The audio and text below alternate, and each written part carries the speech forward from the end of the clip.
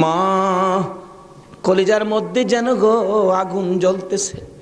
বাবা গো কিছুই যদি না বলেন আমি ফাতেমা বুঝতে বাকি না। ফাতেমা রে যা, আমার আদুরের নাতি দইকে লইয়া চল বাড়িতে যায়। ফাতেমা একটু পরে পরে চোখের পানি মুছে, মাবুদ আমার সন্তান বুঝি কুরবানি কবুল হয়ে গেছে। আমার আল্লাহ কই ফাতেমা রে, সন্তানের জন্য মায়ের দোয়া আমি আল্লাহ কবুল করেছি। লম্বা ঘটনা। ঈদের দিন সকালবেলা হাসাইন হুসাইন দুই ভাই বাড়ির বাহিরে দেখতেছে অনেক ছোট্ট ছেলেরা নতুন জামা পরে ঈদগায় যায়। দৌড়ায় ডাকতেছে, মা সকল ছেলেরা নতুন জামা পরে ঈদের দিন আমরা দুই ভাইয়ের নতুন জামা কোথায়, নতুন জামা দিবেন না? ফাতেমা বলে, জামা তো তোমাদের হয় নাই, তাহলে কিন্তু আমরা গোসল করব না, ঈদগায় যাব না।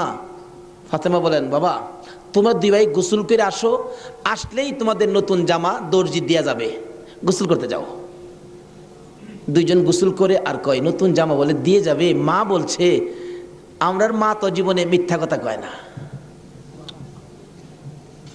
আরেকজনে কয়, দুই ভাই তো, এক ভাই কয় নতুন জামা পামুনি, আরেকজনে কয় জামা যদি না পায় আমরা মারে কি কমু, গোসল করো, চলো গোসল করে যাই দেখি না পাই কিনা। ফাতেমা গোসলখানায় সন্তান পাঠায়া 2 রাকাত নামাজ পড়ছে। বলুন কি করছে? ওখানের মার আর আসেনি নামাজ নাই। এলাকায় তো হুসাইনের পাগল জন্ম হয় না, এলাকায় তো হুসাইনের রক্তের প্রতিদান দেওয়ার মানুষ দেশে হয় না।